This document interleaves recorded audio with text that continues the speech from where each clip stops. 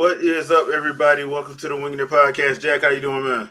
I'm good, man. Like I said, as you see, I'm using the switch camera this time around because my Logitech just decided to say, it's time to go on home to visual Jesus. So so I'll be holding this down until I get me a new webcam. But I'm good, man. All right, Andre. I mean, I'm doing pretty good. I'm not losing my mind over a character having some dialogue. People, we will be talking about that. We will be talking about that. But Taking away the mystique, Andre. Yeah. Look, you have to get your shots off early. So yeah. I'm not going to if we in the Wild West, I'm not standing there waiting for you to pull your gun. I'm popping you first.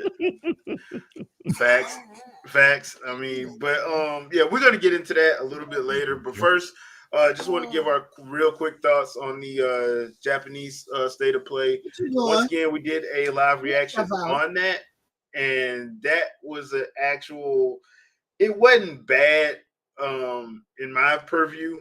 It was just one of those situations where I'm like, this more than likely could have been a couple trailers in an email. Because once again, we do have the Keeleys coming up. So, and most of those games are coming over here. Yeah, that's the other thing. I'm like, all right, why are y'all?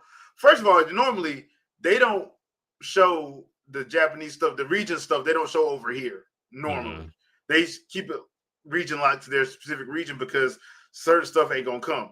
They purposely put all this stuff. They purposely put it over here. Which makes me believe all this stuff is coming in some way, shape, or form. So, personally, there was a couple things I liked. That Marvel Tokon game, which I know is coming. I'm pretty sure that's coming everywhere. And the Blaze Blue game that, upon another trailer that came out, it's confirmed it's a action adventure roguelike. Well, that was had so much potential. Had so much potential. That was it for me. Yeah. The Fatal Frame stuff was Fatal Frame. Yeah. I mean, it's Fatal Frame. At this point, if you don't know what Fatal Frame is, I mean, it's been around long enough. Yeah. So, and a lot of the stuff that was on there, honestly, probably should have came out in October, as they missed Halloween by like a week and a half. So yeah, that's what we were saying on the reaction that we did. It was like a lot of stuff would have fared better if they came out before Halloween. Yeah. But hey, who am I? Yeah, I mean, bro, at this point, I'm just like, okay, it is what it is at this point. But yeah, if you want to see our live reaction, it is, we got it in the YouTube list, so check it out if you want to see that. It is what it is. Any final thoughts on that? I mean, like I said, it's like you said, it wasn't bad.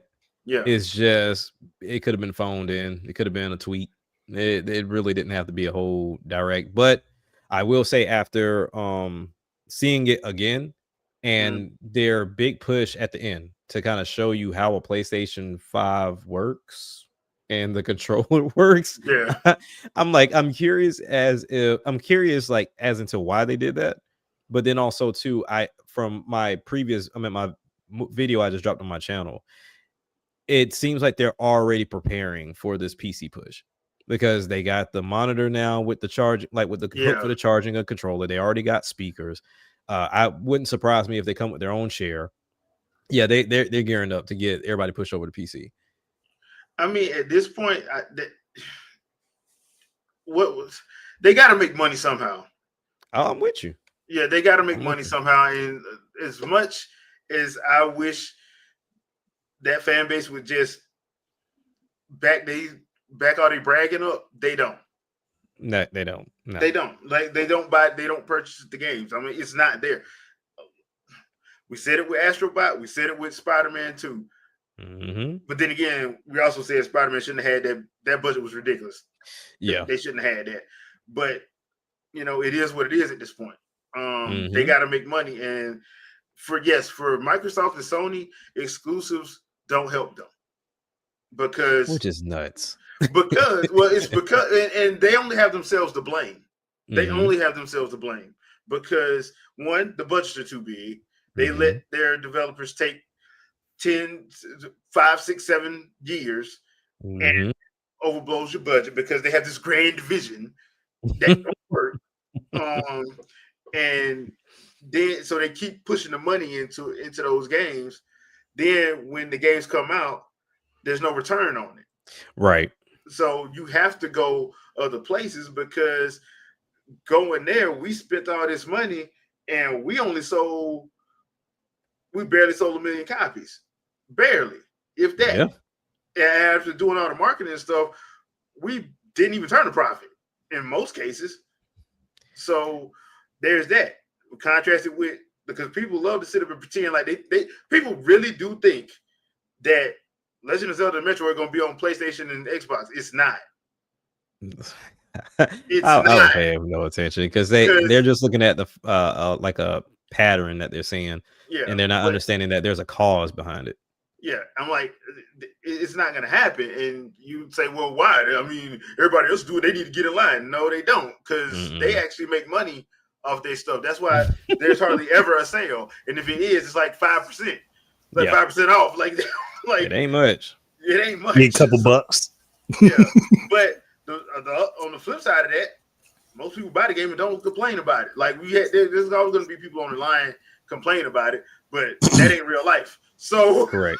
Yeah. like another game we're gonna get into in a little bit. So I'm gonna piss some people off tonight. But it is what it is at this point. I wish they would stop doing that, but Sony pushed the whole we do cinematics, we tell cinematic stories. Microsoft said we got more money than y'all. Yeah. And that retail cinematic costs money. Yeah. And we just got more money than y'all. So bump that. And Tim's like, okay, we'll just be over here in the corner of my own business, just making stuff. So y'all do y'all. That's you can do. Yeah, y'all do y'all. We'll be over here. And they've been like that for what, 3 generations now? Pretty much. Yeah. Minding their own business. And that's the best business they can mind because the rest of them trying to find footing. They really can't find footing. And then, they just got a new competitor. And it ain't about to be pretty. Not about to be pretty. Not in these streets, it ain't. It is not about to be pretty in these streets. So, you know what? Let's go on and talk about that Steam announcement before we do the Super Mario Galaxy trailers. That way it's better flow. So, Steam has a console that is coming out. I think this is the second or third time they did this. Third. Yeah. Third. No, it's the third. They had one they kind of quietly released. Yeah. Okay. Then they did another one after that. That's where we got the Steam controller that we currently know. Yeah. And this third one is this current controller. It's ugly, but I think it's functional. It's there you go. It does the job. It may not be cute, but it does the job. It does the job, yeah. So I mean, it's got the touch pads on it, so I get that that contributes to it being ugly. But hey, it's got something in it that Microsoft controllers ain't got. That's gyro. Yeah, yeah. And it's got something that Sony controllers ain't got, and that's battery life. But hey, yeah, that's true. 35 hours. Yeah. Now, this came out, and there's somebody said it looks like a GameCube. I'm like, ugh. that was probably the point. Yeah. Gabe Cube. Yeah. People think that Gabe don't pay attention. Yeah, it's basically a cube. They do have removable plates on it, which I thought was pretty cool. But once again, like, this ain't for me because I don't game on Steam that much. I may have 2 games on there, I think. I just don't get. So for me, just like with Steam Deck, it's not going to be something that I can see me having. Okay. However, some people lost their ever-loving mind this week. When I'm like, bro, it is not that serious. Yes, it is. You can game. You can play Steam games on the most basic laptop. I don't know what people's minds are. Yeah, it was 2 different crowds, right? So I paid attention to this full-fledged, and then it hit my scene because I made a video about it, and apparently that was wrong. So, so when you look at it, you got the PC elitists that were like, this is stupid. It's underpowered, and we don't like. What are they thinking? What is going on? And then, of course, Valve comes out and like, hey, look, we did the survey. 70% of our users have either the equivalent of this or lower. Like, this is going to be on par, if not better, than 70% of our users. So, and you don't have to have. People need to stop believing that you got to have the top of the line to play the majority. You don't. You don't. And it doesn't even remotely get close. Now, I understand that most people that get into PC gaming, they want the best of the best of the best of the best. But that is a small minority of the PC space. You got a crowd that is into emulation. You got a crowd that is into MMOs. You got a crowd that's into modding. You got a crowd that just wants to play in general because they don't want to get into consoles and they already have a PC for work. So they say, why not? Let me just game on PC as well. So looking at the anger side of it, it was genuinely like, Valve, what are you doing? We don't know to price it, but what are you doing? You should have pretty much made a beastly device that wasn't going to sell to anybody anyway, but I want you to because I think it would be best.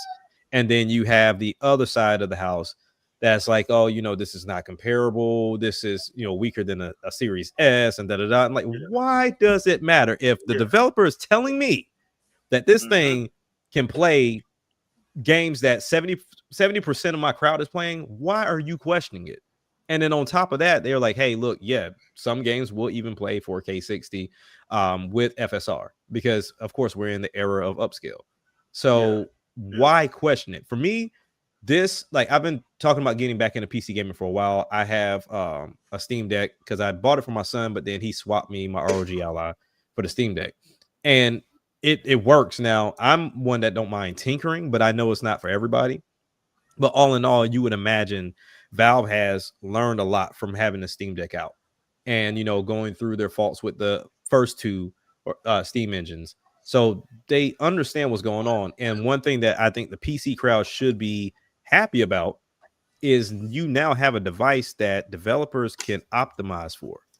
You can't optimize for a million PCs, but you can optimize for a Steam engine. Or a Steam machine. I don't know why I keep calling that damn thing a Steam engine, but it's Steam machine. But look, I think of the whole thing is the Steam engine. The whole thing. Me too. Yeah. So I mean, it's one of those things to where this is great for the casual crowd to get in. Where it would become a problem is that freaking 1% elitist crowd. They're going to push people away from PC gaming, and then it's not going to serve them any purpose whatsoever. Because this is the same thing that's happening in VR right now. The elitist VR crowd that started off with PC VR is complaining because everybody wants to develop for the Quest 3. But it's like, oh, but the games are ugly. They're not this, they're not that. And it's like, but it's selling. And it's also convenient for people. And it's also priced well. Most people cannot go and buy a $500 to $600 headset on top of $1,000 PC. They can just buy Quest 3S for like $300, and then everything that comes in that box is what they need. It's called convenience, people. That's what we've been doing for years. Hook it up to your computer. Thank you. And that's the key thing. But yeah, I mean, this is up my alley. I may not get the Steam frame, but I'm interested in seeing what all it can do because, like Andre just said, I have a Quest 3 already, so I can just pair it to my Quest 3 and call it a day. Like I'm good. But I am looking forward to that Steam engine for sure. I mean, it looks like I said. If I had a bunch of Steam and PC games, I would be right there. Oh, I do. My library is stupid. I got 4 different libraries. Yeah, I don't. Yeah. See, I think I have Grandia 2 Special Edition, and I have one of those free to play games. I think it's Mecha Break or Snow Break. That's okay. One of the ones that I have. But yeah, that's why I'm like I would love to, but I just don't see it's not a good purchase for me because it's not beneficial. I would not be using it. Yeah. I'm just not even finna lie to you. I wouldn't be using it. So, but it's just interesting seeing people, especially in the PC space, get pissed off. I'm like, dude, it's just another option for people. Nobody told you had to buy it. But that's the problem. Everything for PC, and when it's made, it needs to be for me. And like I said in my video, the PC crowd is the most selfish crowd. They want everything to be catered to them. But one thing I did see for a lot of, like, I have my go-to content creators, and I saw one video that came out, and I didn't even think about it in this nature. He was looking at it from a standpoint of this could genuinely change like sports gaming, right? So everybody else was kind of going overboard, like, oh, this is changing gaming forever. Stop. Like, this it's not doing that. No. But I wish they stopped doing that. It's not doing that. I mean, but technically, any console can change gaming forever. Yeah, but sure. I just wish people stopped doing that because they hype themselves up and then to be disappointed. And it's like, bro, just keep your emotions in check, please. Yeah, exactly. Your expectations in check. Now, for the sports conversation, I was like, he's valid because we're in the space, like we said, to where it's just 2K and Madden at this point. Like, and then you got your FIFAs, of course, but there are still crowds that heavily mod your NFL 2K5s. They heavily mod your old Maddens. They heavily mod a lot of these sports games that have current rosters and sometimes look and flow better than the current games. So that those crowds can actually go back to those games and also still partake in the new games because the new games are still releasing there. And I think it's going to pay it forward if there are content creators that make it very seamless for the casual crowd to understand modding, because that's the hardest part. Like, you can point people to GitHub and all these other places all you want to, but some people they're not comfortable. They're not savvy enough. Yeah, they're not savvy, and they're definitely not comfortable because let one thing break, they don't know what to do. My son did the same thing. He had a Steam Deck. He bought what was it? It was Dragon Ball. It was Dragon Ball Z Kakarot. And they had so many mods for that game. He was like, all right, Dad, I'm going to download a whole bunch of these mods. He did the first one. Cool. Second one, cool. Third one, he was like, okay, something's not working. Something happened. And I was like, well, you kind of have to play the test game. Figure out which one broke it. Like, and sometimes you can look back at the pages and they'll tell you which mods are not compatible with each other. Yeah. So not everybody's going to do that. And that's just extra work. So it's very for something that looks cool, and it kind of goes back into the emulation side. Like, yeah, it sounds cool to say that you can play all Switch games on PC until you try to finish those games and you realize, you know what, maybe I can't finish all these damn games on PC because they're broken. I remember when I remember me and Shadow confronted a dude, kept sounding like he played Xenoblade Chronicles X on PC, and like, come to find out, you couldn't get past chapter 4. You can't. No, like a lot of those games are like that. You can't finish them. Like, you can't. You only played like 3 chapters of the game, which means you didn't finish it. Which means, I'm sorry, but your opinion is irrelevant. Yeah, they're similar to like that. Like I said, it's the emulation crowd. I get it to load up. I take a picture. I post it online, and I'm done. And that's essentially what they do. They don't play the games. They just do it to say, look what I did. And it's like, well, hell, you talking as if you did the coding. You just downloaded something. You didn't do none of the work, bro. None of the work. So you downloaded it, changed a couple settings here and there, but that was it. Yeah. So you didn't struggle to figure out how to make it work. Right. True. So I'm all on board. Because like I said, while I could go and build my own, one thing I've learned over time is like having that form factor is expensive. Like, because Asus has their own brand that's like this very slim PC that's pretty powerful, and them things, I think the lowest was like 13 or 1400. So you're gonna pay for that form factor. So if Valve can figure out how to make this cheaper, I would say probably around $800. Like, if they can make this $800, is going to be great for them. I'm not going to say it's going to be a big seller, because to double down on that, if you're going to make it 8, I think they also need to have partnerships with some of these retailers, similar to how Asus and Lenovo partner with Best Buy to get their devices in Best Buy, so people can physically see it and try these things. That's the other thing. Yeah, because I think at this point you're gonna have to, because that space is getting filled up fast. Yeah, fast. And everybody, if you think people ain't paying attention to like what Nintendo doing, just look at all these handhelds we're getting. Oh yeah, and there's more coming. They're not paying attention. For the people that say, Nintendo's irrelevant and all they do is make kitty games, they anti-consumer and all this. If you think they're not paying attention, look at what's happening. Yep. And just to double down on it. Right. Yeah, you might as well say everybody anti-consumer, but to double down on Nintendo's inspiration that the masses go on. The hot topic and the hot pieces of device in retro handhelding right now are the 2DS clones. Yep. And the 3DS clones. The brick ones and the big brick ones in the fold cases. Yeah. Yeah, like because AYN Thor just dropped, and that is 2 OLED screens, and it looks just like the 3DS. Mm-hmm. And that's the hot commodity right now. And guess who ushered that in? It's just, but dual screen gaming is a problem. Yeah. People are breaking their necks for that. Just to put this out there for y'all, dual screen TVs are a thing now. They are actually just like glasses, just like the glassesless 3D. Yeah, because Sony got pissed off because they was making money off selling those 3D TVs and them glasses, because them glasses was not cheap. No, them glasses was not cheap. And then Nintendo and Hisense put out Nintendo puts out the 3DS. Hisense put out they glassesless 3D TV, and Sony was pissed because now people like, wait a minute, I ain't got to spend all that money. I can just buy that. Yep. I will say the other thing that they did that I thought was funny when Nintendo did it was when they put Tekken the blood movie on 3DS in 3D. I'm like, y'all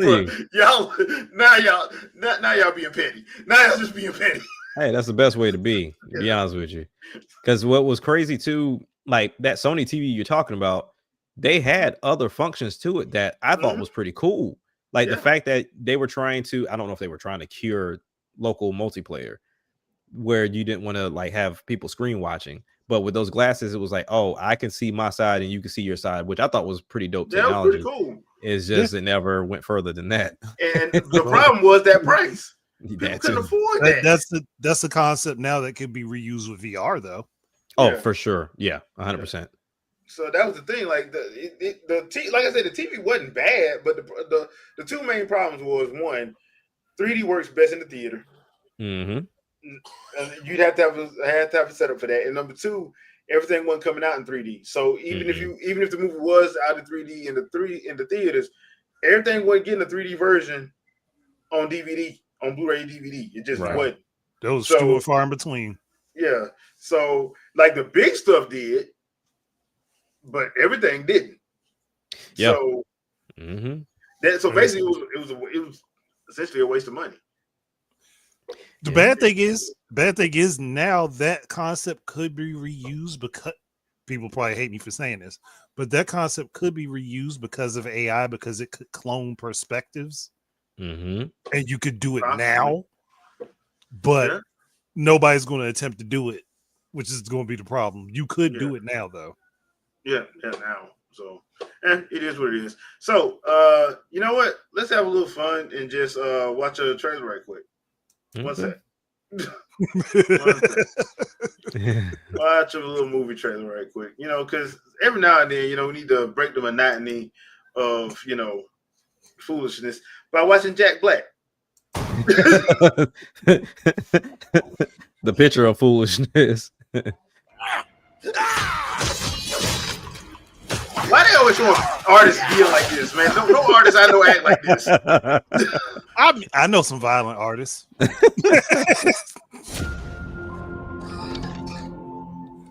I just like to know how that is not how the paint works. That's what I'm saying. I'd like to know how he got that by just throwing paint. Don't move. I'll be right up. Sipping the soup, cleaning the paint. And also trim the buns I push. Here we go. He's got his hair too. Yep. Hey, Luigi. What's up, Mario? Behold. The hater rate. They're like, yo, bro. They're like, yo, bro. What do you think? Love the color. Dude, depending on some people got that as their screensaver right now. I'll burn the skin off your bones. Hey. Wow. sorry about that. That's the old Bowser talking. Still working through my demons, I suppose. Anyway, I need my 8 hours or else I really turn into a monster.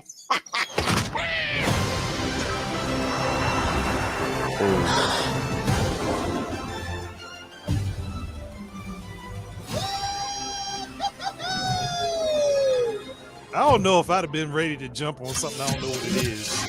Right. I wouldn't either. Oh yeah, I bet y'all go ahead and do that.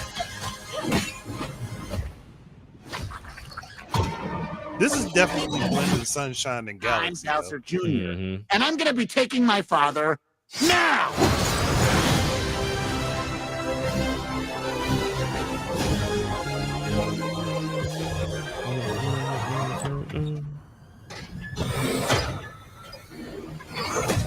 Princess Rosalina, you're coming with me. I think this is probably the most messed up one. She just took a deep breath and just said, "Okay, bye." Right. I need this type of Rosalina in something. I don't know what, but I need her in something like It's this because she I'll was just take a deep breath. That's it. Just take a deep breath. It's over. All right, so they had a whole 7-minute direct for this. We did not live react to that just because no, and but trailer was hilarious. Oh yeah, did not have a Donkey Kong sighting, so don't know that. DK gonna get his own movie. Yeah, he gonna get his own. He gone like at this point. Yeah, but it's gonna be interesting. Saw some Super Mario Odyssey in there. Saw some Sunshine. Kind of SM3 in there a little bit. Yeah, they had bits and pieces of everything. You had some Super Mario Brothers 2, 3. Yeah, so Galaxy, Sunshine. Yeah. So I don't have any clue how Rosalina fits into this, but I'm pretty sure it's gonna be funny as long as we get another Simp song for 2026 now, because we had the greatest Simp song of 2023. We need to follow up, featuring Chris Brown and Ed Sheeran. Chris Brown and Ed Sheeran with Jack Black. Oh, now I'm surprised though. I thought whenever Jack Black came on to introduce who was Bowser Jr., who's voicing Bowser Jr., I thought it was gonna be him. I thought he was saying he was doubling up. Like, oh, it's me. Like, I'm doing both. Like, no, we're not allowing you to do that. We're not giving you 2 paychecks. We're not giving you 2 checks. No, you get one. I'm the star of the show. Might as well. But I did like how weird some of them, how over exaggerated the paintings were. I'm like, bro, come on, dude. Come on, dude. Come on, dude. I know you bored, but come on, dude. Hey, let that man live.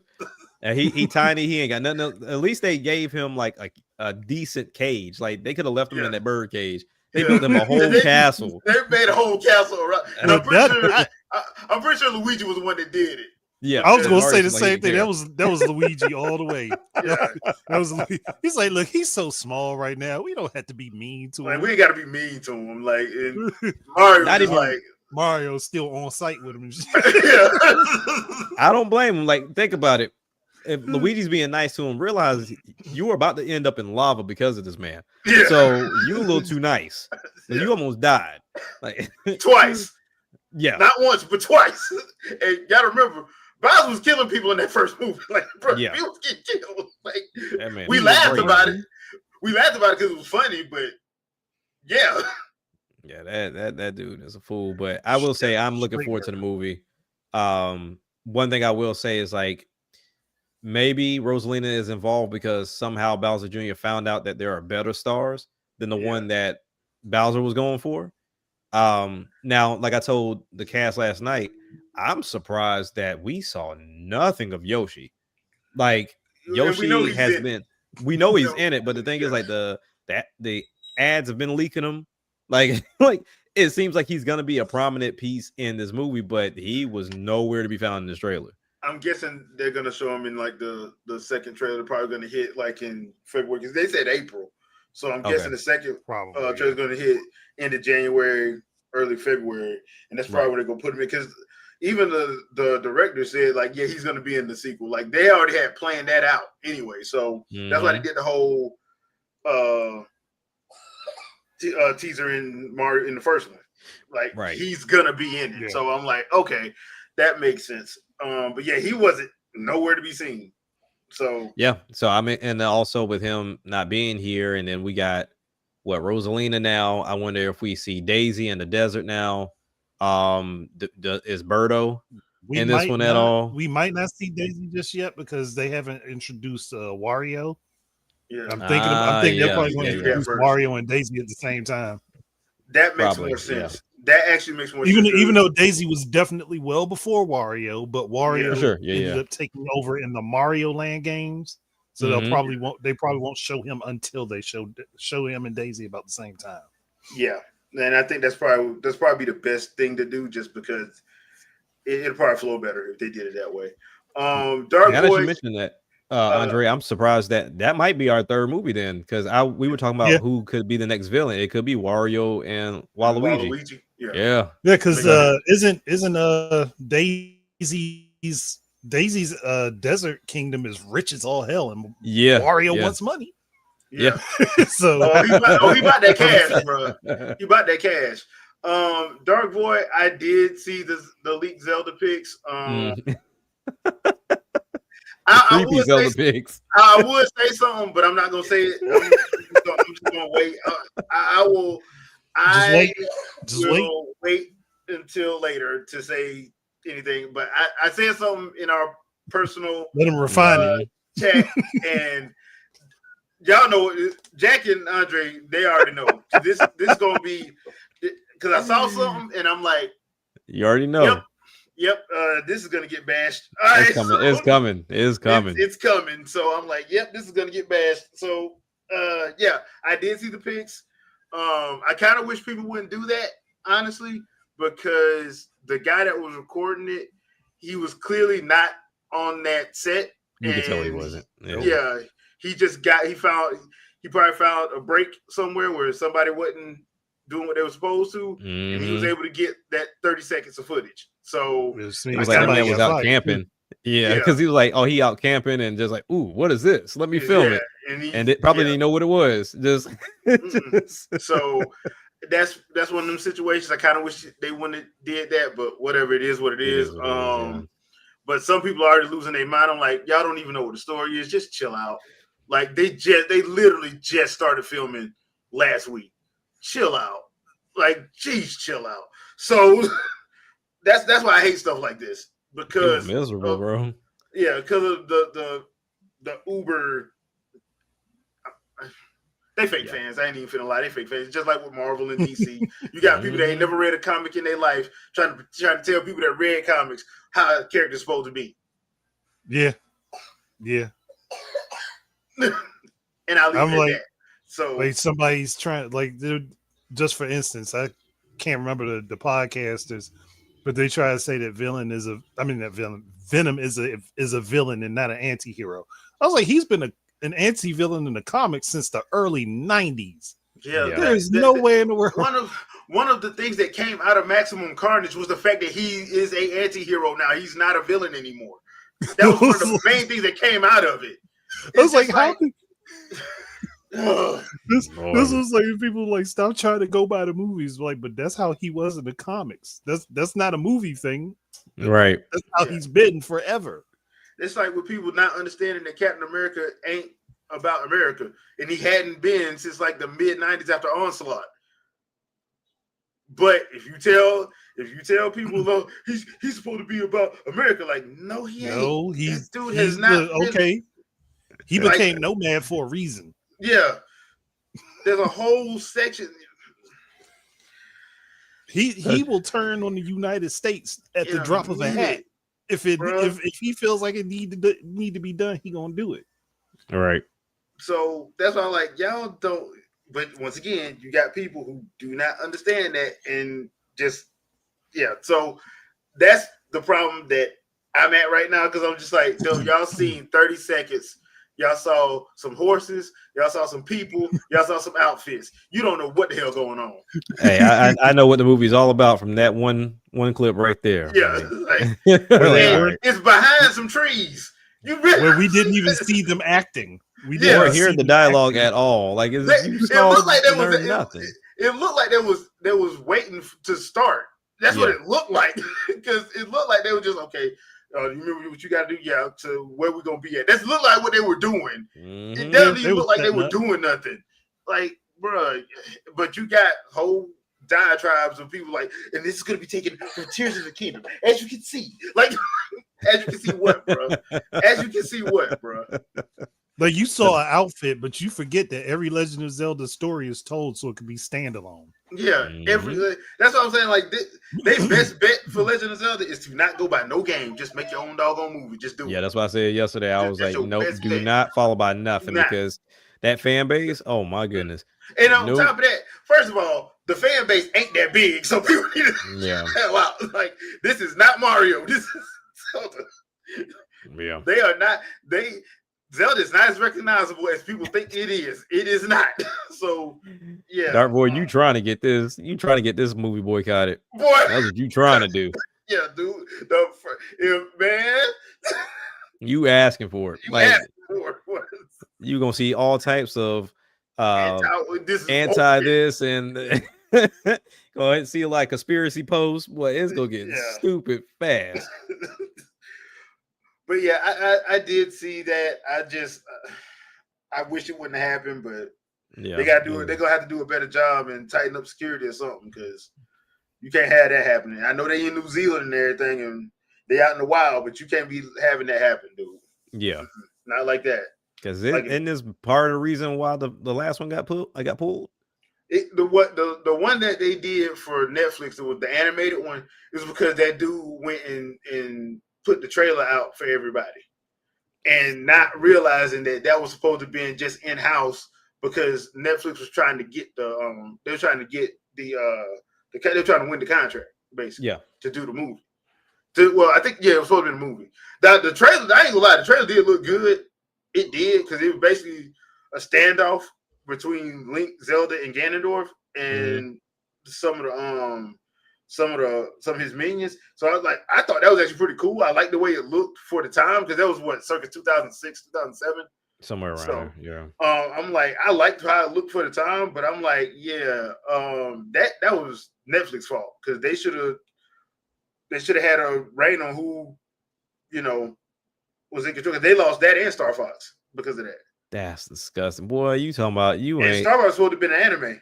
Bro, I'm blacklisting you from any and everything you ever think you gonna work at. Ain't no, like you will never see another animation studio a day in your life. Because they lost that, and they lost Zelda and Star Fox, because they were gonna get both of them exclusively. They were gonna have both of them, and I'm like, bro, because of one dude, I would have tore his ass up, boy. Like, boy. So my Gomer pal, boy, we just look. Put this up in his sock, and we finna go to work. Yeah, kiss his hands. So the other thing that dropped this week was the Metroid Prime 4 Beyond overview trailer.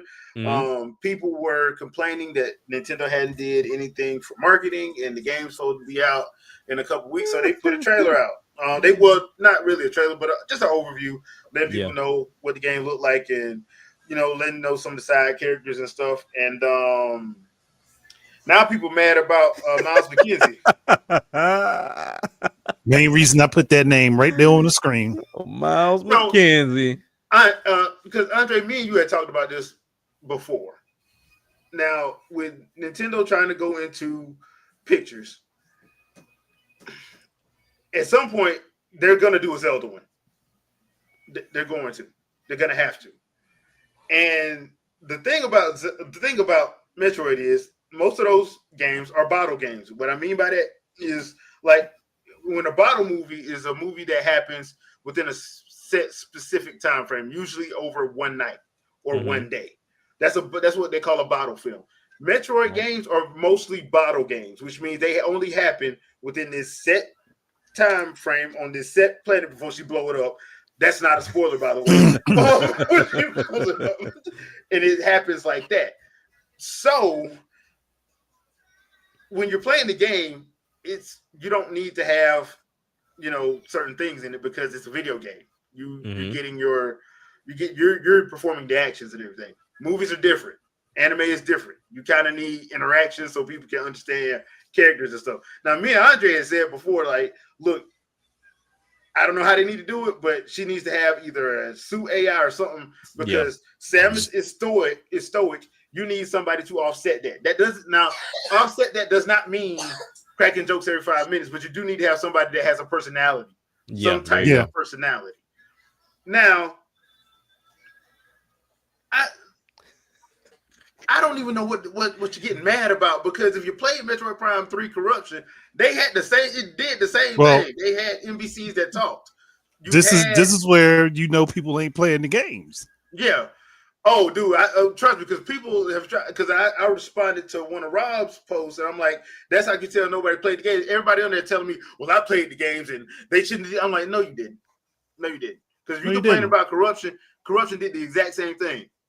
You talked to the Federation. Federation was there. You talked to them. You interacted with the NPCs. There was voice acting in it. The only person who didn't talk was Samus. And my thing is, I'd have Samus talk, but I have her say talk in nothing but Chozo the whole time, just to piss everybody off. I would have it set up so that she speaks in Chozo because that's the language she prefers to speak in, and they have translators, and they have to wait for the translation to come through before they can respond. Yep, that's how I do it. I mean, she's spoken dread. Look, if I'm going to troll, I'm going to troll the whole way through.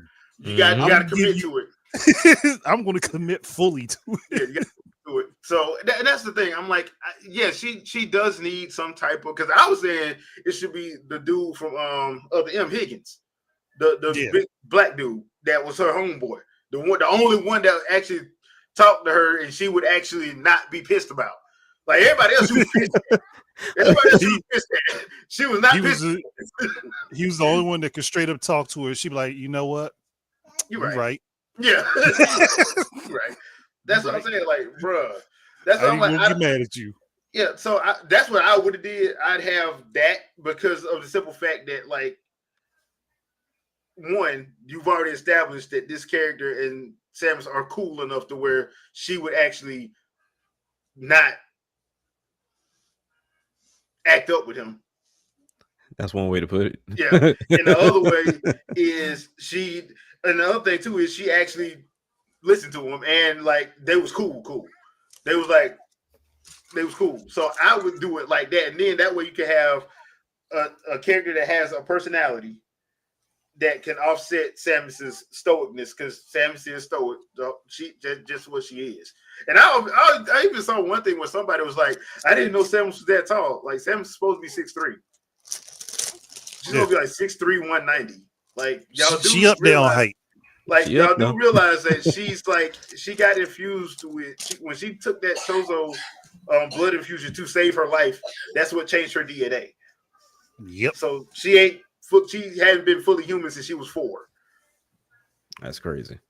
Because of Ridley. Because of Ridley. Ridley sold his own fate. Yeah. So now Ridley pulled the Zeus before Zeus. Yeah. So now I'm very open and saying like, hey, I'm very, very casual in that Metroid space. So I'm always able to come to y'all and ask y'all a question on certain things as like a casual and somebody that's not into it, but I try my best to get into it. So when you look at Metroid Prime 4, from my understanding, this essentially is kind of like a reboot. No, it's actually continuing. From what they're doing is continuing. They finished the phase-on story. They're going into another story. This probably, if anything, is probably, and I hope this is true because I did read. I forgot where that article was on. I'm hoping this is actually like lending more credence to the whole finding out more about the Chozo and who all they was interacting with. Okay. Yeah, because I was be another alien race that disappeared because the Chozo ain't going nowhere. Yeah. The Federation don't know where they at. Yeah, the Federation don't know where they at. Like this planet, these people supposed to be actually extinct. But from what they understand, from the understanding is the Chozo did interact with them, which means gotcha. Okay. That could make it that could possibly be one of the reasons why Samus is able to adapt and actually can be able to do stuff. Gotcha. This Yeah, is 'cause the another reason- trilogy set up. Yeah. Okay, yeah, because the reason why I ask is because you saw a lot of people asking that question of like, hey, Yeah. do I need to go backwards Not before I really. even touch this? No, And everybody was like, every no, Metroid, because most Metroid games recap the previous Yeah. series of important events before you go on. Yeah. People got to And- stop that. Yeah, the only thing with Prime 1, 2, and 3 was they were doing lore dumps to try to get people caught up to tell the actual background story. That's what they were trying to do. Okay. And people still didn't do all the scanning or pay That they attention, so it didn't make a supposed to, difference. yeah. It didn't make a difference. It really didn't. Gotcha. Okay. And that's why they was complaining, talking about they wanted full voice acting. That's why we got Other M, and then they got mad about Other M, even though Other M is a great game. That combat system, I still want that. I just want to do them wrestling moves. I think that game really, after going back and playing that for the first time, that one would fare a lot better nowadays with a standard control setup. Yeah. Because I think like the biggest problem for Other M that people, other than people just honing in on Samus monologuing to herself, is just that it was we remote focused. Yeah. Not everybody can make that adjustment. I can understand that, but once you got it down, it was actually seamless. Yeah, it's not hard to do. It's just it's not. Yeah, it's just not preferred. One of those things. A lot of people fight against themselves instead of doing what you would think would naturally come to you. They'll fight against doing the physical motion. I mean, we saw what happened with the Star Fox Zero. You had grown men couldn't play that game, and then I'm looking at my 7-year-old nephew at the time, and he's like, "Uncle Jay, this is fun." I'm like, "You can have fun, but this grown 35-year-old man from IGN can't have fun." Couldn't beat it on the easiest setting. I'm saying, like, most people are just stuck in their mindset of how they want things to be controlled. So, like, for example, clean example, Donkey Kong Bonanza. The way they have that set up, it works. Is smart. You want to punch up, press the button that's up top. Want to punch forward, press the button on the left, bottom. Whole 9 yards. But most people were like, "Know what? I'm gonna just go back and just switch it to your standard setup." Like, they didn't want to do the control scheme that way. And I'm like, well, they kind of set up perfect for a reason, but once again, I mean, trying to get people to change or conform is almost impossible sometimes. Yeah, it is. But that's why I was hoping. And the other thing too, I was hoping they would do when the Metroid Prime 1 remaster came out, because there's a rumor that 2 and 3 are done. But I was hoping they would release 2 and 3 before 4, just because I think they will probably fare better with a multi-control scheme. The problem with corruption is basically straight up, because it was used as pretty much a performance piece for the Wii, showing what you could do with the remote and chuck, basically. Yeah, because that was what 2007. Yeah, 2007 when corruption came out. Because it came out. I think it came out a week after Halo 3, which was awesome time to be alive. It was awesome time to be alive, because I was eating good on first-person shooters that month. But yeah, like that's the only one that would probably need like control change. And I think that would be easy to do because it's the simple fact that you already had the format with the GameCube controller anyway. So it's not like they're using a whole separate engine either. It's really the same engine. Yeah, it's the same. Just important the controls. Yeah. So I mean, it's one of those situations where I wish they would have did that, because then people who claim to have played it but really didn't can actually play it like they did with the first Prime, and then they would get mad, telling themselves, because, oh man, why we got to do all this backtracking? I thought you said you played Metroid Prime. That's a Metroid game, bro. Yeah, I thought you said you played Metroid Prime. Because one of my complaints with 1 and 2 is I wish they would do something where you could do fast travel or something, because like you basically have a 16-hour game that's stretched out to 30 because you got to walk. All right. Because you sitting there hoofing it. And 3, they did a better job with that, because they did allow you to like jump halfway between the stage at points with your gunship. But I'm like, bro, that ain't the same. The other thing though, I thought the overview trailer did a good job of like actually telling you who all about to die, because all them dudes talking about, man, I can't wait till I get home and see my kids like you did. Yeah, you I can't wait. When I get home, the first thing I'm gonna do is take a long needed leave. You're dead. Yeah, you gonna have that. You gonna permanent leave, bro. Permanent. So I'm like, yeah, I'm gonna they doing a find your good job- body somewhere along the way. They doing a good job telling us all the Federation dudes about to die. 'Cause Right. it's like it's 5 of y'all, 3 of y'all already told us, yo, you gonna die in the train. It's like that. What was that Simpsons episode where they were showing Grandpa in the in World War II, and dude was on the boat talking about, man, I can't wait to get home to my sweet Sylvia. Got shot. Whoa, That's great. whoa. Like, so yeah.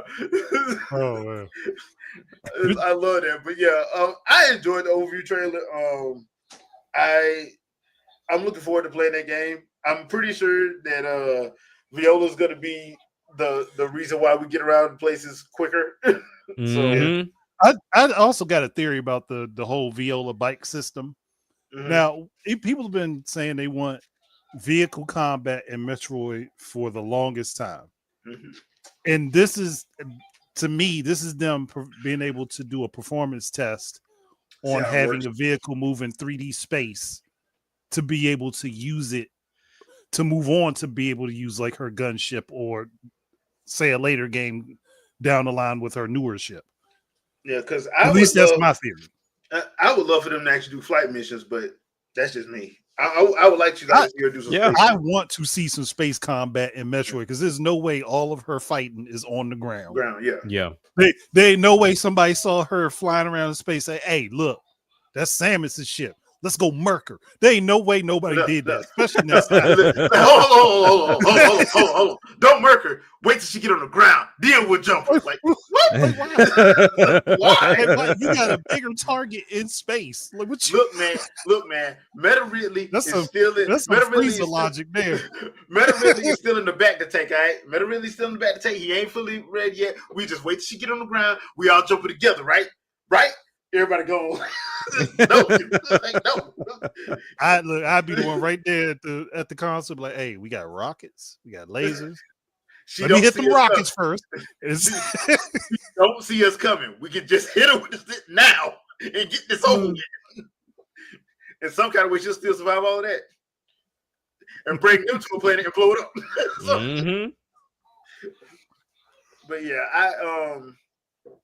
yeah, I'm looking forward to Metroid Prime 4. Honestly, a lot of this negative discourse, I'll say it like I said when Dread come out. A lot of y'all don't play these games, and stop acting like. And we need to stop pretending like this is a fan base on par with like Pokemon or like Not even close. No, this ain't even No, close. it's not. It's The actual fan base. No. Yeah, like people ain't gonna be buying this. Like y'all thinking, you got people thinking that it's gonna be like 10 million sold in one day. No, it ain't. No, it ain't. Because Yeah, I would love for Metroid to get to that point, but it's not there. But it's not there. Like So the it's Prime just- games, what's the best one? Prime 1 is the best selling in one?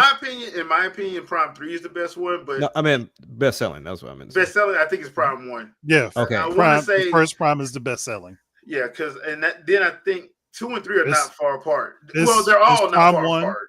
Yeah, It's Prime, then 3, then 2. 2 Yeah. is the worst selling out the group.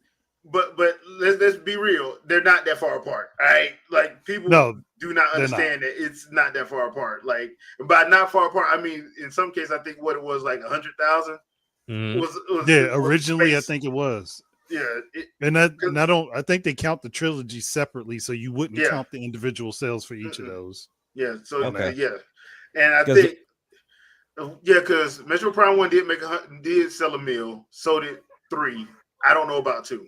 I don't know. I about think 2.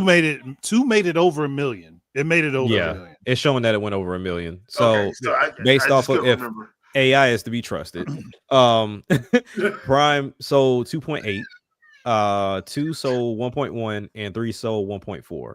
Yeah, that's and about then right. Yeah. That which sounds is about right. and then Yeah, sounds about remaster is wild. Remaster was just like 1.09, which I thought the game sold more than that. No, it didn't. I keep telling people, bro, like people talk, but they ain't buying. Well, the reason why I was like, so it was gonna go into my theory, but that really just kind of debunked my theory. My theory was like, okay, with every game we've seen so far going to the Switch, it gets at least a graceful million bump.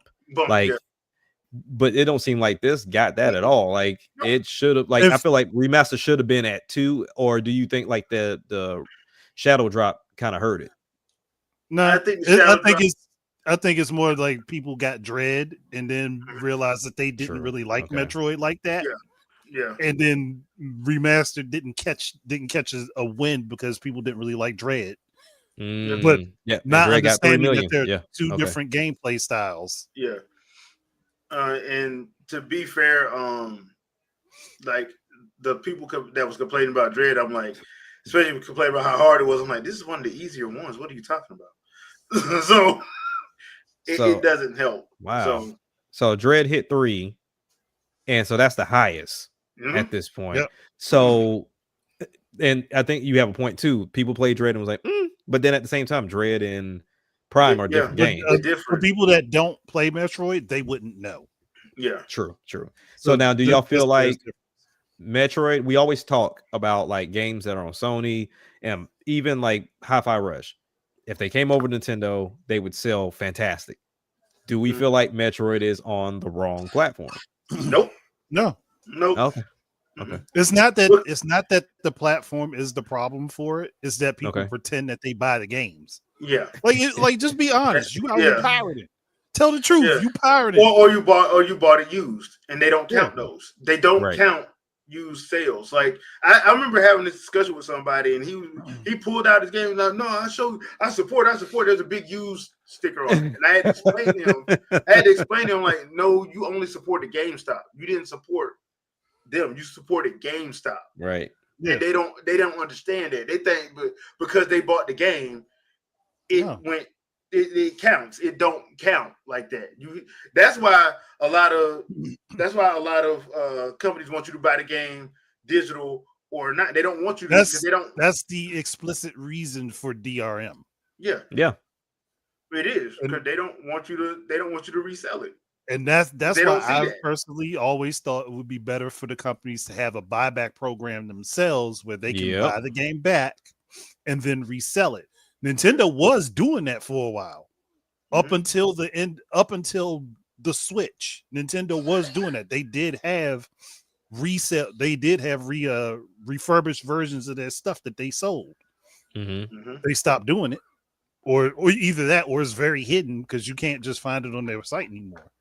Yeah, and I completely understand that, but it is what it is. I think the thing that hurt the remastered one was that and the taking so long for the physical. Because most people that do buy, they wanted the physical copy, and I think the physical copy was like 5 months after it released. Yeah, I'm like, bro, y'all can't take that long.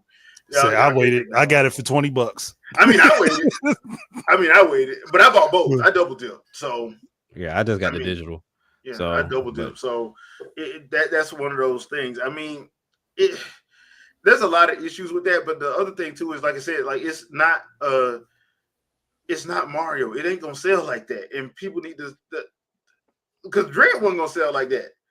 The only reason I think what happened with Dread was a lot of people got stuck with their mouth. They got stuck. They were like, well, I'll buy it if y'all put it out. And so we did. Well, right. One thing, J2, the only way that would work out that way is if they played Prime Remastered. They played Prime first, and a lot of people didn't. Yeah, they did. So that's why I look at it is they played Dread, realized that they couldn't really get into it because it's harder than they thought it would be, even though that's still one of the easiest 2D Metroid games ever. And then looked at it and they saw that Prime was coming. It was like, well, if this is more Metroid like this, then I don't want to play that. Yeah. Even though everybody was loud about how it being a $40 title was what Nintendo should have done, but then y'all didn't buy it. True. And see, the thing I look at, and I'm on the same page as you, Jay, like I'm not expecting this to do Mario numbers. Like I don't think anybody's expecting that. For me, I look at, like I told Vito and Cisco last night, I said, I look at games from their genres. Like if you have a pool of games in that genre and I'm looking at the top, let's say the top 3 as far as sales are concerned. And if you can't reach that, then that's where I feel like, okay, there may be a concern. So when I look at Metroid kind of falls in like to 2 categories. The one that is created on its own in the sense of Metroidvanias. And then also you have first person shooters. Now we know that first person shooter one is vast. Like your Call of Duties, your Battlefields, your Borderlands, all that. And they get up there quite high, but I think that's more on the lines of their hero shooters or the online presence or whatever the case may be. So when you go to Metroidvanias, we think about what's most recent. Hollow Knight. Hollow Knight sold substantially well. So I'm like, okay, was this just for the simple fact that people were like, oh, it's indie, so I'm gonna back it, or can it genuinely get to those Hollow Knight numbers at some point in time, minus the fact of not being able to cost the same price as Hollow Knight, because Hollow Knight is gonna always be cheaper. Yeah, I think it's a bit of both. But the other thing too is like I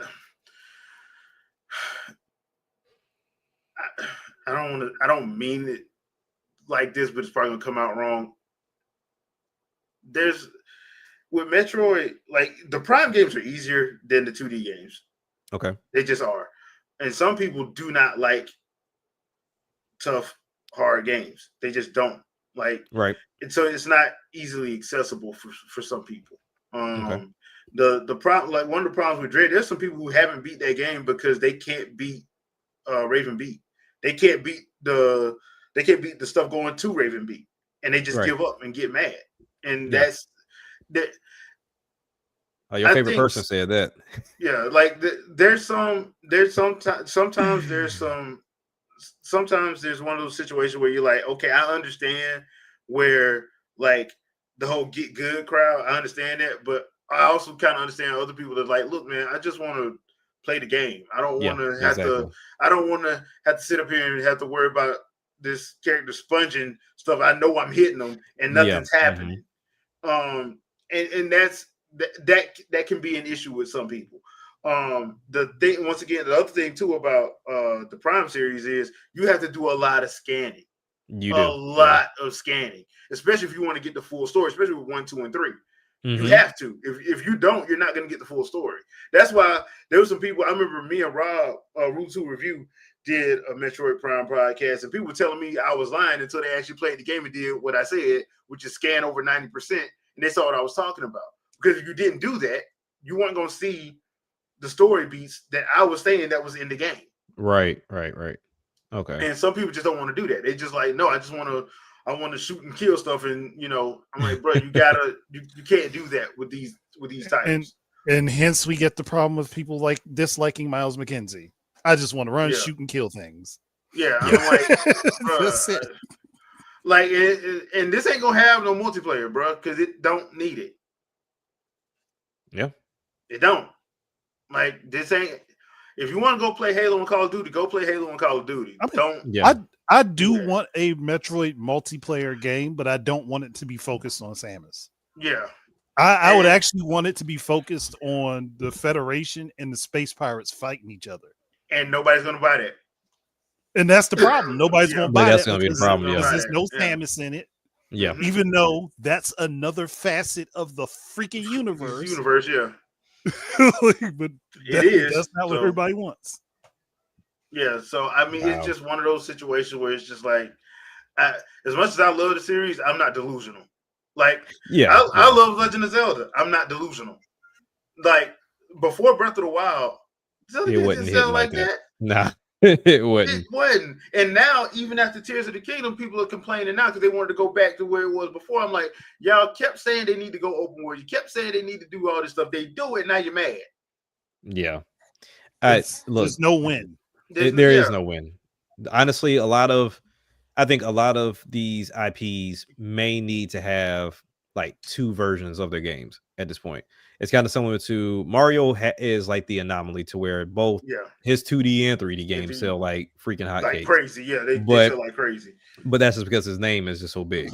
And then also he just did something big for the platforming scene on 2D and 3D. But when we look at like Zelda, the 3D side killed it with these 2 entries, but this might be the end of that era. So what do they do next? And will the crowd go to it? Because Tears of the Kingdom did not sell like Breath of the Wild, even though it's the better game. It's sold, but not like Breath of the Wild did. Yeah. No. I mean, now granted, they probably still made more because it was a more expensive game, but I don't know, like, and kind of similar to what I saw in the chat earlier from Dark Angel. I'm right there with you. I wish Bayonetta would sell more than your 2 and 3 million. All of us, but it's never going to happen because for whatever reason, those style games, I don't know, they just don't do it. I don't know why. I mean, Devil May Cry didn't. I don't know what the numbers wound up being for Stellar Blade, but I'm like, they just 3 million. Oh, so yeah, and that's counting 5 NPC. Yeah. And I heard a rumor they talking about bringing that to multi-plat because they're trying to recoup money. They're trying to recoup money. And, I'm like, and I don't think that Stellar Blade was ever specifically just Sony's IP anyway. It wasn't. I mean, it costs a lot of money for 4K cheeks. It's just you gotta put it out there. So it's and also the other thing too about Bayonetta is like it didn't cost as much as people think it did. Like that's the other thing too. Like if you don't, if you're not, your game don't gotta cost $400 million for it to be good. All right. And people, like, once again, and I know I sound like a broken record sometimes, but I'm like, your video game should not cost as much as a blockbuster movie. You're not gonna make that money back. No, you're not. It don't work like that. It's not gonna happen. You are not Marvel, you are not DC, you are not Star Wars, you are not Star Trek. Do not do this. Which you can't get away with that. Which we're seeing proof now because Ghost of Yote is one of the first games that's under this new regime as far as pricing. And it's selling pretty well. And they were trying, and people were trying to get that stopped. And they were trying to get that stopped for stupid reasons. But I need that to come to PC. So by the time that comes to PC, I can get that on my Steam machine. But that's another conversation. But yeah, I think at this point we have so Metroid has gone into the 2D and the 3D space. I don't know what other space they can appeal to. Because like I said, I look at the games that are successful that's in the first-person shooter genre, and those are online hero shooters, battle royales. I would never want Metroid to do that because I feel like at that point you're tainting the IP. But it's got to be with Halo. It'd be the same thing that happened to Halo. You don't want it. You don't want that. If you put that, you don't want it, and so that's where I'm like, all right, cool. Sometimes things may just be best where they are, and obviously Nintendo's happy with it because they keep putting money into it. So maybe our expectations are just, we want to see the game succeed. So it's always from a place of positivity. But it's like, hey, look, maybe it's just fine where it is. And while we always would love to see it do 20 or 30 mil, maybe 3 million is just where it needs to be. As long as they make profit, they're good. That's it. Thing. Yeah. You just got to make profit. Like there's a lot of these games don't make profit. Yeah. Or it's very minimal. Yeah, RJ, you're right too, and that's another thing that people got to get away from too. It's like, oh well, this sold this. I'm like, well, if it's always on sale every goddamn 2 weeks, they're not making their money. Because like you got to remember, a lot of these games should be charged at 90 and 100 and 110, but they're not. So. I look at Devil May Cry 5 and I'm like, it got to 10 million units just now, but that game was constantly on sale for $20 and $30 a pop. Hell, I got it for $20. Man, I got it 20 and the DLC. So it's like, it's because Capcom's always throwing sales. That's how it always works. So did they make profit? Probably not. I mean, at this point, they should have. They should have, but we don't know though because we don't. No, we don't. Yeah. And you got to remember, they don't. I don't think they add marketing into the whole thing until afterwards. Right. So yeah. So it's just one of those situations. Capcom and Ubisoft and all of them, they give their games away. And then, like you said, even with Devil May Cry 5, as long as it's been out and with all these sales, they should have recouped something by now. But ultimately, those games, everybody should have, but understanding that, hey, you put a lot of money in making this multi-plat too. So it's not like this was just one platform that they sold to. It took them all platforms to sell this damn game. Sell that, So it's crazy, but like I said, I think we've just gotten to the point to where we would love to see our favorite games reach that anomaly, right? Because 3 million, 4 million, that should be the norm at this point in time, and we just want to see it do a lot better. So I mean, I understand that 3 million is fine. It's just I would love to see, as much as this game gets talked about and as much effort as Nintendo puts into it, I think Metroid should be right up there with at least Kirby. I would love that. I would love that too. I didn't got to. I've made my peace with it. I'll put it like that. I've made my peace with it. And that's all that matters, really, with the fans. If the fans love what Nintendo's putting out, I think that works best, because honestly, when you get a lot of sales, you then bring in the people that are disingenuous and they're now asking for you to make changes that they genuinely don't even care about. Oh, they don't ask, they demand. Oh, true. Because they don't even ask. Metroid's non-fans have been doing that for years. But that goes with anything. I mean, you look at, music, movies, whatever, like when it starts getting to like that high end acclaim space to where it's now bringing in so many different types of casuals, the complaints come in. And then as a developer, I would imagine it's hard to ignore because you have stockholders, that's like, hey, well, they want this, so why are we not doing this? And it just kind of kills the original vibe of which you had your original vision, all because you sold more, but now that means you have to appeal to more, and that's the problem. But it can be on the bottom of the totem pole. I think as long as we understand that Metroid is one of their top tier games, it just may not sell as such, but it is one of their top dogs for sure. That name is synonymous with Nintendo. I mean, if it wasn't, they wouldn't have. Have you seen Kid Icarus outside of 2011? It's gonna take Sakurai for that game to come back. Yeah, that's what I'm saying. I'm like, they have a lot of them, but they have to focus on what sells. I can't blame them for that because Nintendo ain't as big as people think it is. It's not. Yeah, they're not as big as you think they are. So they do have to focus on what sells. That's why when you hear people talking about F-Zero, but I'm like, yeah, but did you buy it? Did you play it? Did you support it? No. As simple, you ain't got to buy. As simple as F-Zero 99. Did you enjoy it, and did you put a nice amount of time into it? I'm not saying you have to keep playing it, but did you put a decent amount of time where you like, you know what? I would like to see more of this. And if you didn't, I mean, I don't know what else to tell you, Chief. That's why if you complain about fast racing, you should not be asking for F-Zero. If I'm Nintendo, I'm looking at that. Like if I'm Nintendo and I'm looking, I was like, hold on, they sold what? Like they came out at launch and they were what, $15 for the game? Yeah. And that the only downside was there was no multiplayer. Yeah. But other than that, like it was a solid game. And if that didn't get over, let's say it didn't get over a mil or two, if I'm Nintendo, I'm not even talking about F-Zero. Don't mention F-Zero to me. And I'm pretty sure they're tracking NSO and the NSO numbers. They're on NSO too. Yeah, between N64 and GameCube, they track and see who all playing it. Yeah, they track it. Miss me with that nonsense because we got too much ability to track. Like you said, I forgot all about the games being on NSO. So like you got NSO and you got a really good effort from a third-party company that makes something essentially the same and similar. Like, if y'all didn't buy or entertain any of that, don't ask me for no F-Zero. Because what I was saying was Shinin should do the next F-Zero. But if they ain't gonna buy it, they ain't no. But if you ain't gonna buy it, I was about to say F-Zero as a series has yet to crack 6 million units. Are you serious? Sold. Yeah. As a series, yeah. And that pisses me off because I love that series. Crazy.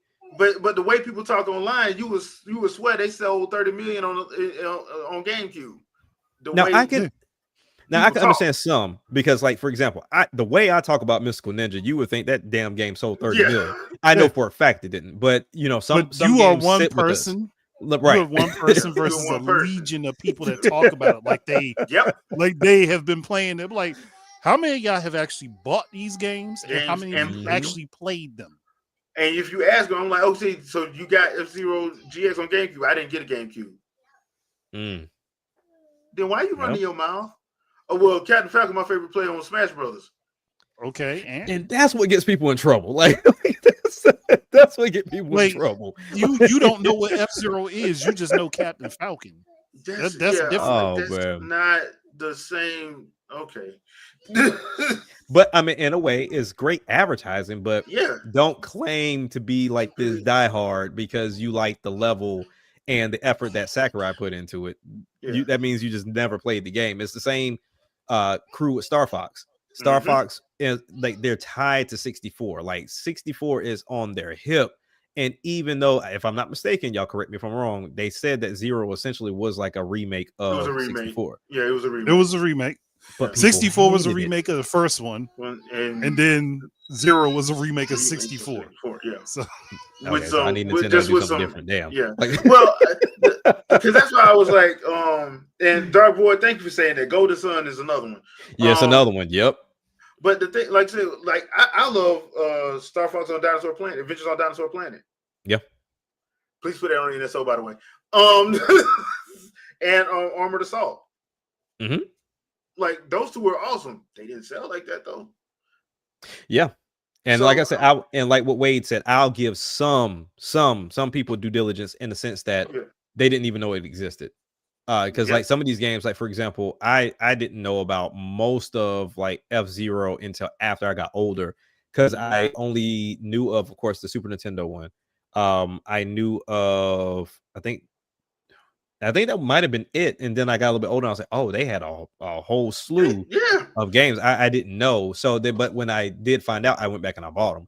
But like I said, that's not going to be everybody, because you'll have that group that they love what it could be, but they can't afford in their own head to go backwards, because it's like, oh, those graphics, ill. It's not current. It's not modern. That's the worst excuse, because we still got games coming out now that use those same graphics. Sure do. Basically, yeah. And I don't hear nobody complaining about it, but whatever. Honestly, the only way stuff like this is going to sell, and I'll be completely honest with you, because I've seen a trend of it. We have Star Fox, which is kind of like an on the rails dogfighter in a way. Mm-hmm. We have Metroid, which is Metroidvania. And then you have what was the other one we just mentioned that don't sell well? F-Zero? F-Zero, yeah. F-Zero, Golden Sun, hell, all of them. But like, I think genuinely what you have to get back to is going to have to be the indie crowd.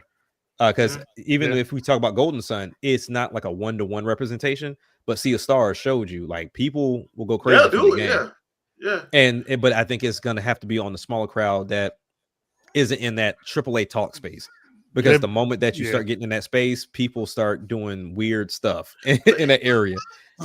It also depends on what team you get to make it to. So that too, I would, that too. Because I mean, we look at what .emu right now; they're essentially carrying the beat 'em up series by themselves. Yeah, them and Lizard Cube. Yeah, they're holding that torch by themselves. So when I look at like a dog fighter, in regards to like Star Fox, it's going to take a solid crew that's going to come through and say, hey, look, here's a $15 game, and it's reminiscent of Star Fox. And then they have to then add extra to it. You know what I mean? It can't just be what that was. And people will flock to it because of the pricing, and that it's an indie crowd, because God forbid you don't support an indie crowd. You hate all the gaming. So it's like, that's where people go flock to. Which is a funny thing, because years back, you'd have been told, oh, indie games? Those aren't real games. Those aren't real games. Yep. Yeah. Now, if you don't pay for indie games, then you're ruining jobs. Yeah, you support the billionaire companies in your shill. Yeah. So, we just completely flipped. And Dark Angel, I agree with you. That is something I found to be highly funny myself. All these Persona fans that don't know what Shin Megami Tensei is. Yeah, that's and there's so many games in that name. Yeah. Like even like the Devil series and all that. Like I found out about those games. Funny story, and I know we got to move on. But that Persona series, like Shin Megami Tensei, like I found out all of that by y'all's favorite person in the world. And that's Adam Sessler. Like I was getting ready to go to basic training. Like I still had like a week or two before I went to basic training. And so I was like, okay, I got to beat as many games as possible. I just need to play as much as possible, because I'm gonna be gone to boot camp for a while. So I saw them show Persona 3 FES. And I didn't, at the time, I didn't know this was like another release of Persona 3. And, you know, it was enticing. I went to pick it up. And then when I went to the GameStop, I'm like, okay, that one has Shin Megami on it. That has Shin Megami on it. That has Shin Megami. But they all have like different titles. And I was like, are these all the like same series? Like, no, that's the same family. Right. Yep. It's the same family. It's just they're a little bit different. Like, Jesus. You find all the same monsters. Right. And I was like, so we're not capturing them. We are like we're getting them, and then we confuse them. And then with Persona 3, it was like, I'm shooting myself in the head with this gun. And, dude, so you just bam, let's fight. Wait a minute, you should have already lost, sir. Like that.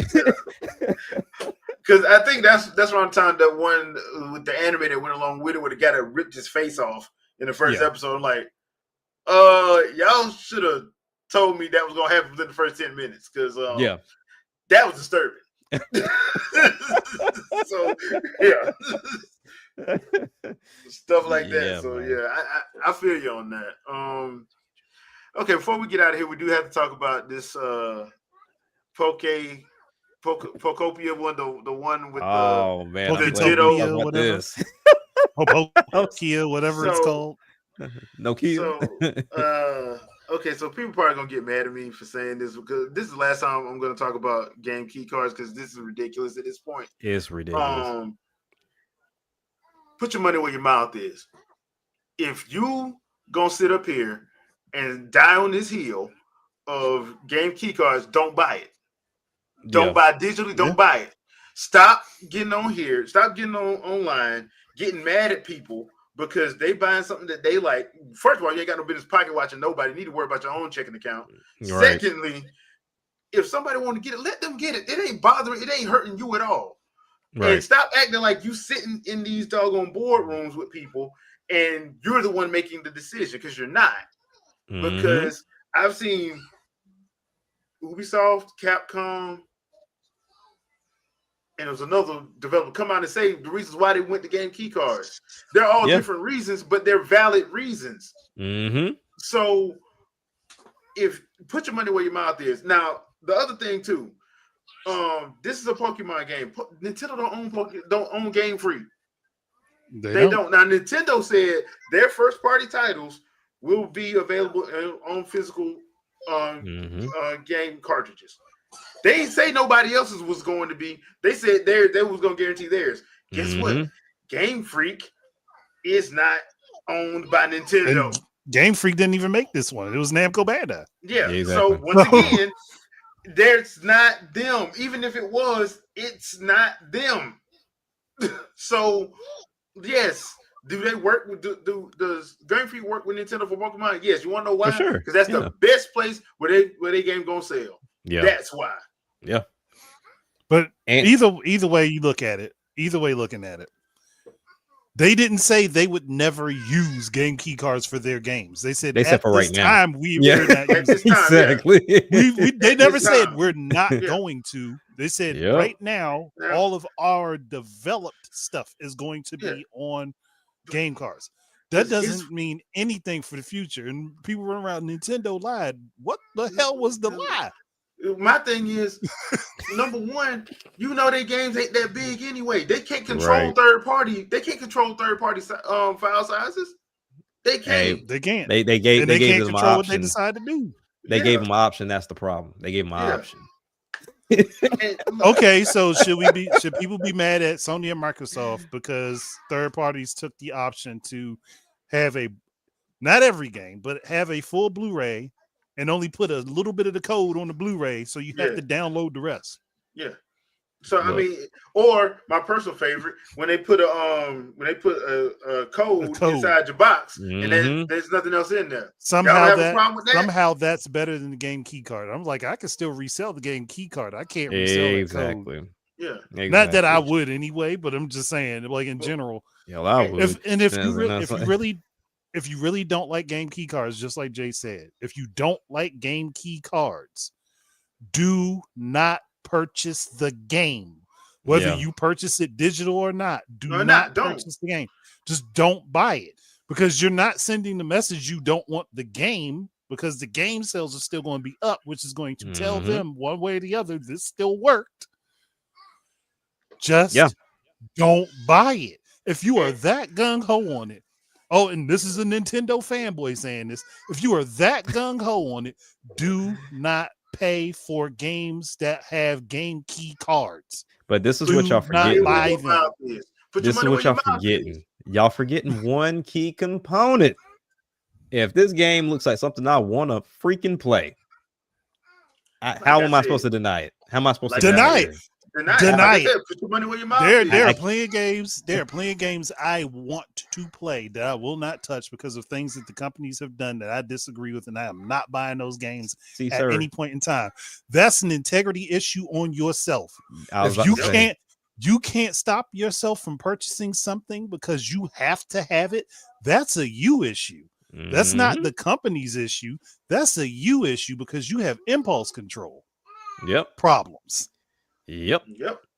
I So would be more upset. I'd be way more upset. I pick up my box like with freaking Doom, that Doom collection for the Switch. You pick up your box, open your box, and there's just a code in that motherfucker. That right there is disgusting. That, For what they that charge pissed me you, off of that collector's edition when I got it, and I opened up the case thinking I was at least having one game on the card. No, I just opened up. You just get the code for all the games. So like, why did you? What was the point of having these cases? What's the point of having the basic and then the steel case if there's nothing to put in them? There's nothing to put in it. Yeah. Like, no. Now, one thing I found that was hilarious. Like, people were gun ho. Like, when we saw that this was a game key card, they were like, we saw the original trailer for it. This ain't my cup of tea. Like, some people was like, nope, this ain't for me. So this was an easy win. No. It was a $70, which that threw me off. But then I saw the second trailer and I was like, okay, no, I'm not confused anymore. So they saw the second trailer and they were like, damn it. Because this game is a fusion of Animal Crossing and Dragon Quest Builders. Yep. Two very popular games. And then now you add Pokemon into the mix. That's hard to leave alone. Now, the only thing that would keep me away from it is that freaking Ditto face. That still creeps me the hell out. I think that's a callback to that Ditto from that Pokemon episode that couldn't do the faces right. Which is fine, but that's some the way I talk about horror games and how I'm not touching them. This is very close.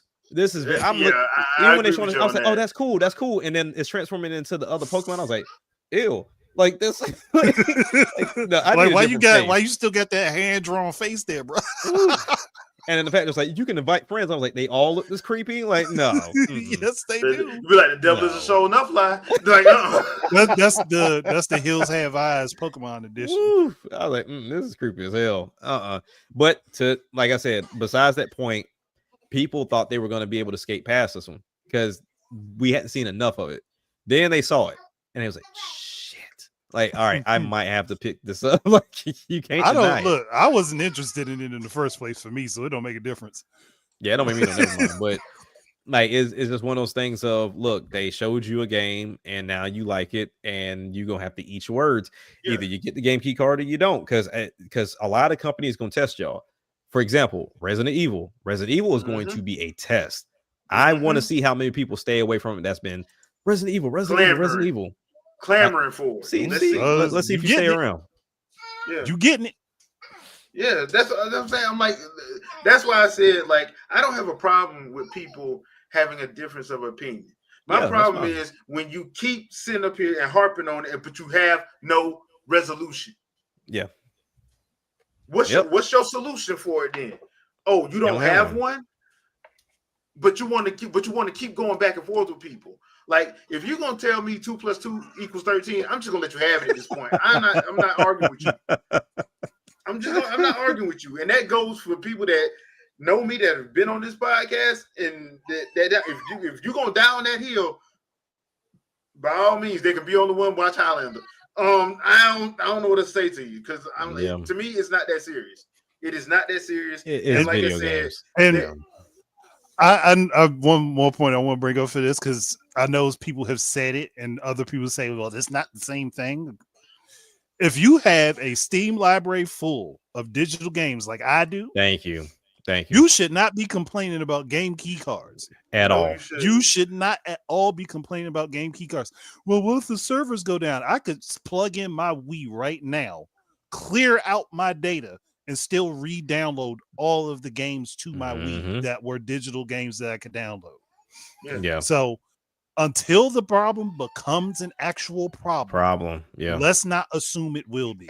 And that whole idea of what if they take the servers down, you'll be in the same position I'm in, because if you bought that game on a physical disc, that game ain't on that disc. Correct. So you're gonna be in the same boat I'm in. So what's the difference? I'll say this too. Like, if you live by whataboutism, don't buy any games, period. Because what if I get a PlayStation and it doesn't turn on? What if I buy an Xbox and the hard drive dies on me? Like, what if something breaks in general on my Switch? You know what? Here's the what if that actually has happened. I bought a game and the company shut it down on their side and I couldn't play it anymore. That has happened. That has definitely happened. And it didn't matter if the game was digital or physical either way, because it still had to reach back to their servers to make sure it was a registered copy of the game. Yep. So either way, you still in the same boat. Yeah, we're all in the same boat. So that once again, like I said, if you love physical, I ain't hating on you, but stop with this narrative. Just stop, because like we've said this time and time again, when you looking at Activision's Call of Duty and that game is 315 gigs. Yeah. I'm sorry. What disc did you pay for that game's all on one disc? And I know you didn't pay $70 for it. Yeah. You can stop that lie.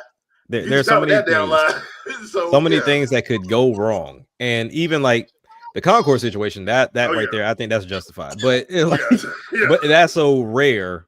You know, that's so rare that you don't see that happening that often. But you know, this talk about servers and that going down, like, just be thankful that you're alive to even think about that long. So enjoy the game for what it is, and then go about your day. Like, I don't understand that, because that lets me know a lot of the people that are talking about it, y'all not playing. They don't care about playing care. the game. They just care about talking about it. Yeah. And that's I like playing and talking about them. Because even as a collector, right? Correct me if I'm wrong. As a collector, 9 times out of 10, you're just going to see the spine of the case. So the dialogue in the front shouldn't matter. So I'm not understanding this confusion. I'm really not. But you know, hey, look, that's why I stay away from it. Yeah, I don't know any game collectors that actually face their games out frontward. I've never seen that. I've only seen a few, and that's because they had a small library. But but that's you had a small library, or you have like a special box. But I'm just talking about just the general cases. I've never seen anybody do that. Like, we ain't setting them up like they set them up on store shelves. Exactly. Like, that's why I was like, oh, I'm a collector and it's gonna look ugly. I'm like, but they have the same spine. Like, it's not like, and you can always print a new label. Like, you can go online. You can go online, print the label you want, remove the one that you don't like, or just put the other one over top of it. One way or the other. You can get rid of the look you don't like. There you go. Yeah, we're in a digital age. You can do anything you want to, for the most part. We are in the age of information, and people somehow can't find it. Yeah, that's the disgusting part. Which makes no sense. You have a supercomputer in your pocket, and you struggle to find information. But you can find out.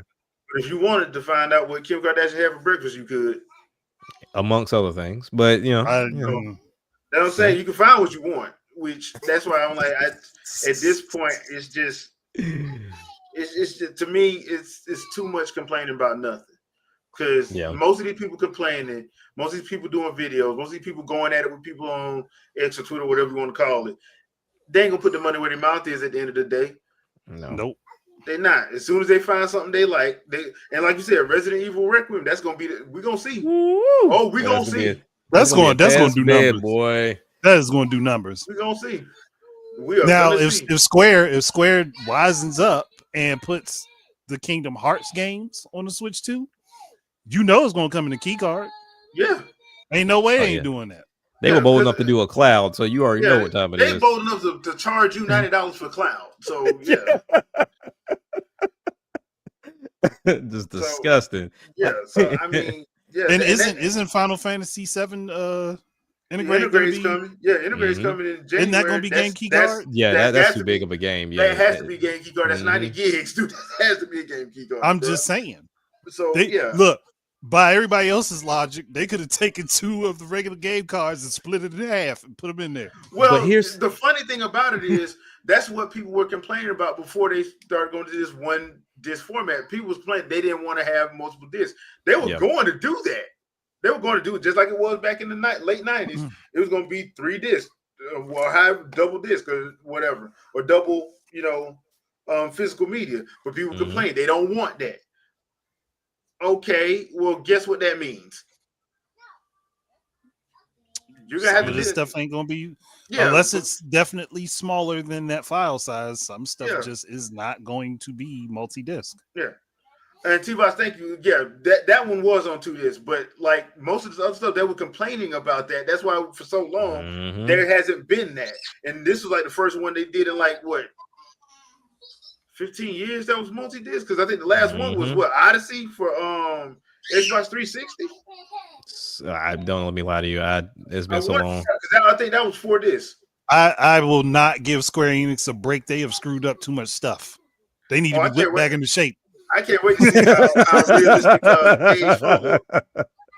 We need Doc to be in the training room with them like he was Lil Mac. Get them back into shape.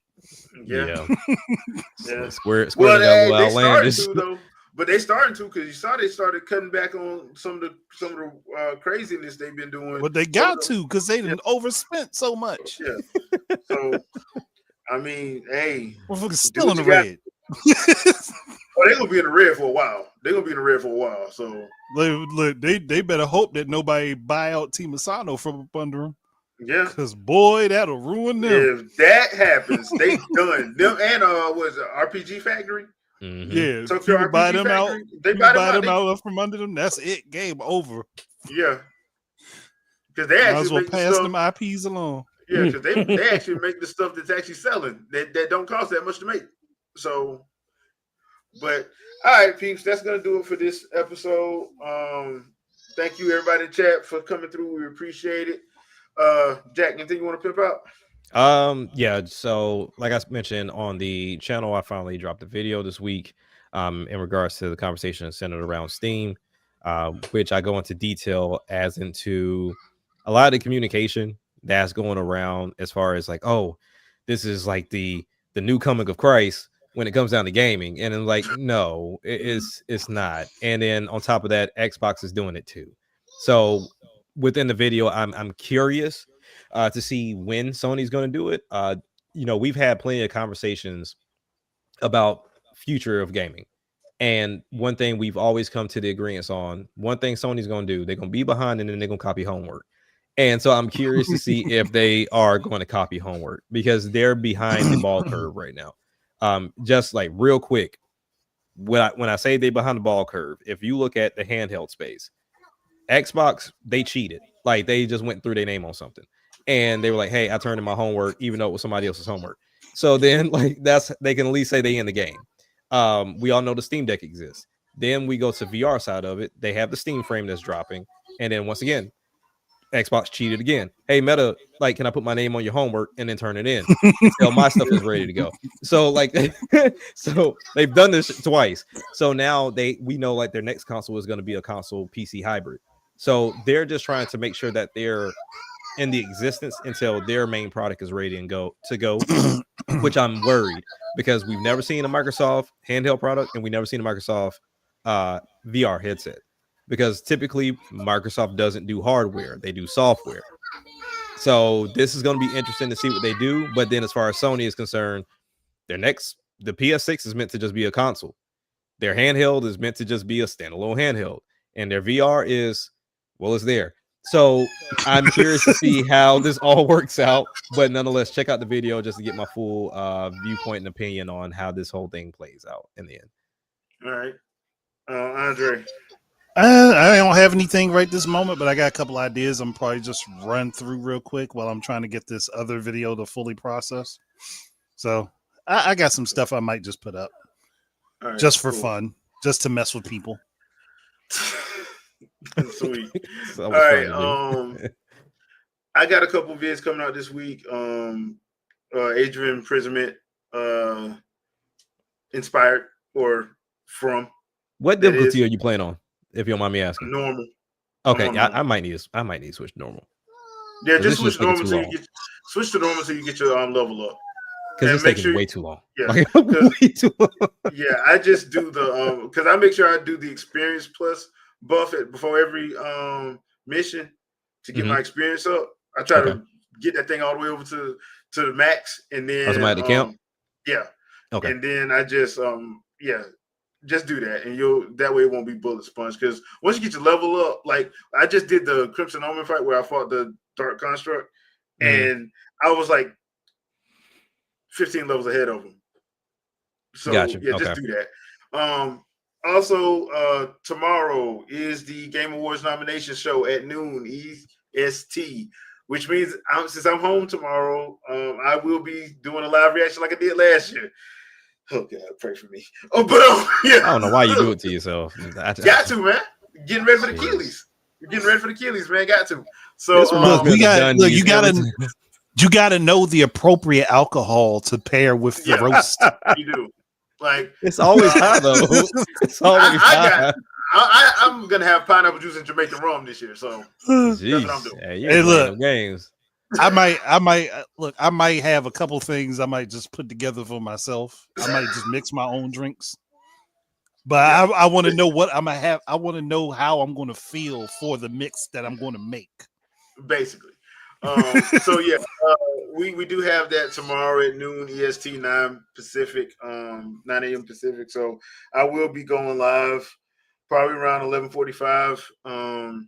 So yeah, if you're free, if you're at lunch or whatever, come through. I think last year was only like 30 minutes, so I'm not expecting it to be that long. Expecting it to be like another 30 minutes, but yeah, Jeff Keighley did say on X on Saturday that they were doing the show on Monday. So yay, we're gonna find out what we're gonna be looking at for the roast show. The reaction show this year. So, our annual reaction show. So that's what it is at this point, because it's not there to see who wins the awards, because it's always a shit show every time we look at it. Hey, look, as long as the big homie Joseph there, I'm good. He got to have another moment like he did last year. Yeah, last year was hilarious. Where he made the cameraman put the camera on his children. That was hilarious. So look, even if he's there solely because he tells us like, "Hey, Split Fiction is going to get like a Nintendo Switch 2 edition." Like, I even if it's just that, I need him on screen. Yeah, and the Muppets.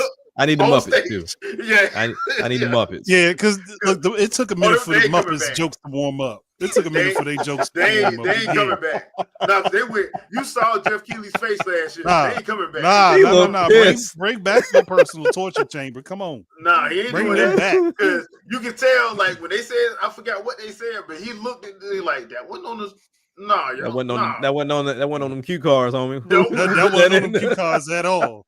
I was not. He got mad as hell. So but you gotta let them ad lib some, or otherwise, because I think when they started ad libbing is when it got funny. Good. That's when it got because funny. The stuff that whatever they had pre-written for them was awful.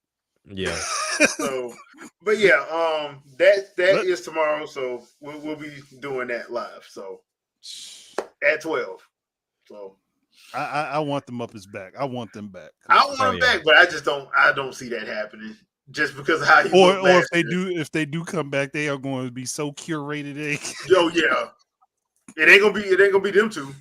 It'll probably be the Count and like Elmo or something. It ain't gonna be them two. Oh no, they ain't gonna do Elmo. Elmo will crash out. Yeah, sure. Elmo will crash out, especially somebody bring Rocco along. Elmo will crash out. Yeah. So, but we're gonna see what got nominated and what pretty much got ignored because of his and how many people he has on the voting committee that he knows he don't listen to. So that dude is a mess, bro. We'll see all that tomorrow. So yeah, like I said, I'll be here tomorrow to do that live. So we shall see. But thanks again, everybody. We appreciate you, and we'll see you guys next Sunday, 7 p.m. Eastern Standard Time. Peace out, peeps. Peace, everybody.